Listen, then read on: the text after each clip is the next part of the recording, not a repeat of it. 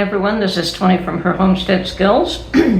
Well, maybe you can tell from the background that I am back in my living room in Canada. We have been back, well, almost a week. We did leave a week today, which is Saturday. We left Alabama on Saturday because we found that probably doing that long drive, especially the first day, we try to do 10, 11 hours the first day. And you're going through a lot of the major cities at that point, Cincinnati and, a whole bunch of others. And probably it's best to do those on the weekend when you don't run into people going to work and that kind of traffic. So we found that doing the long drive the first day on a weekend usually was shorten the time at least by an hour or two to do the full trip. Mostly closer to 2 hours and maybe even longer. And it is a long drive to begin with, so anything we can do to shorten it is great. And Mark likes to do the first day, most of the drive the first day so that the second day isn't so hard on him. So he likes to get at least 10 hours in the first day. Now, we left late. Normally we try to leave early, but just depends on if you get a good night's sleep the night before. There's no point in leaving early if you don't sleep well. So we left a little bit later because of that. And the hotel that we normally stay at was fully booked by the time we got there. So it took an extra hour or so to, but another hour drive, half an hour trying to find a place, another half hour driving before we found a hotel that was acceptable and a place to eat, because we usually like to do the drive and then have dinner and then settle in for the night. Nice part is we did find a really good pizza place. I can't remember the town we stopped at because I've been so busy since we got back. But anyway, we did have a fairly decent pizza. Not as good as what I make at home, but for restaurant pizza, it was pretty awesome. So we had a quick bite, and then the next day was obviously a lot shorter because we did an extra half hour, an extra 40 minutes the first night than what we normally do. That was fine. And no issues at the border. That's always good. Sometimes you get people that want to be a little more thorough, but there was absolutely no issues at the border. As a matter of fact, Mark just had a nice chat with the guy at the border for a while, and good 10 minutes, but it was just a friendly chat, so no issues at all. We didn't have to go into secondary, which is nice. So we did that, and of course we missed the opening of the new bridge. That happens this Monday, I believe. It's okay, on the next way back down, maybe we'll try the new bridge, maybe we won't, I don't know. That would depend on Mark, that's up to him. Now, we had to come back when we did. Sometimes it's really difficult to leave, but we had to come back because I had a doctor's appointment set up. And it took me a while to get my doctor's appointment because there was no emergency. This was just, I hadn't been in 4 years. I thought it was only 2. My, how time flies quickly. Anyway, it turns out it was 4 years, and he's a sweetheart. I've been going to him for well over 50 years, and we chatted about that for a few minutes, but he put me through all the regular tests that he does in his office, and then of course he sent me for x-rays and for blood tests and and those 2 are done, and I have to do a mammogram, something I've been avoiding for the last 10 years. I don't really see or feel that I have a problem, and I hate mammograms, but I decided I'll do that this time. And bone density, because of my age, he wanted a bone density test as well. So the first ones are done. The next ones are booked for this Wednesday. So a lot of running around to do, a lot of catching up to do here, chatting with my children, and doesn't cost anything now, but yeah, I could sit on the phone for an hour with my daughter, and I think I've done that twice so far. So did that, and of course I went to my garden, and my garden is an absolute disaster. And I'm contemplating whether to shut down my Canadian garden altogether, because I think that we want to take a summer trip to Alabama every year. So we're allowed 6 months, and I think that we want to do one trip in July every year, and then the rest of it over the winter.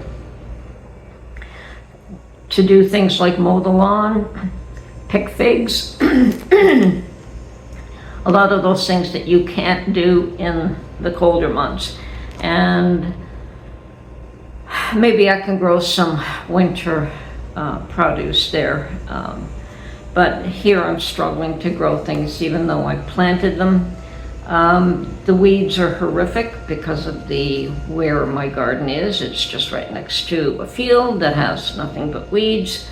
And of course you get the critters. So I planted twice before I left, in June, and came back, and I think I've got one cucumber. So maddening, absolutely maddening.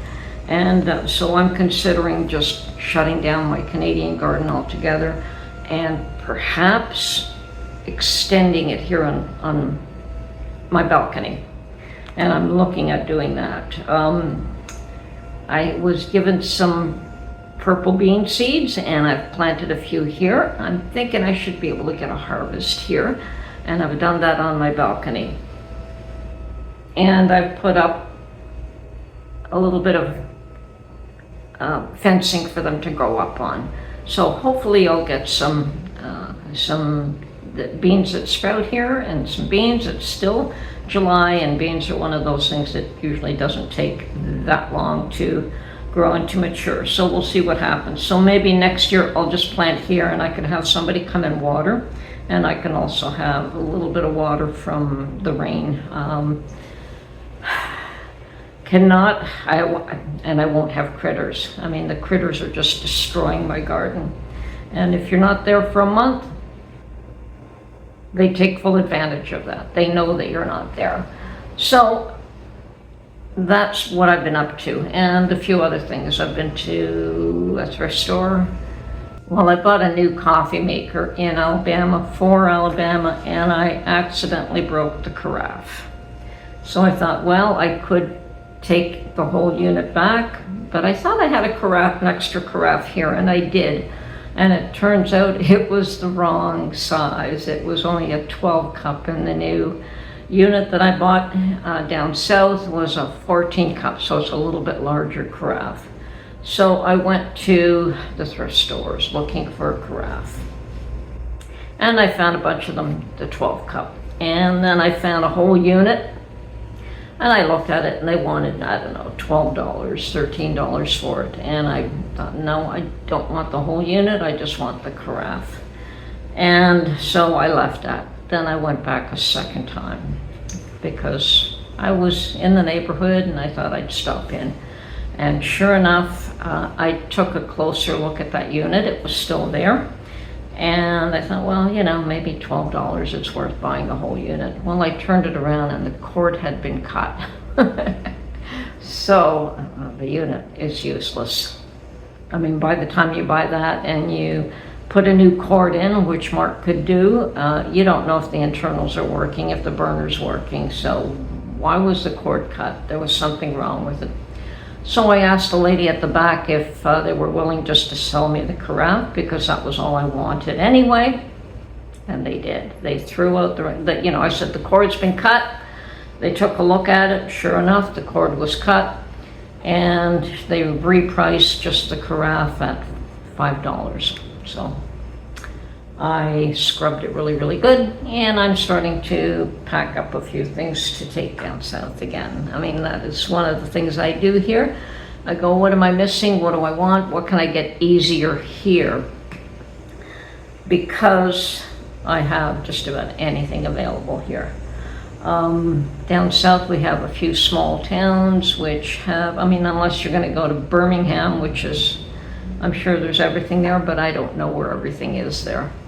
And And, you know, here it's another large town and I know where I can get anything I want.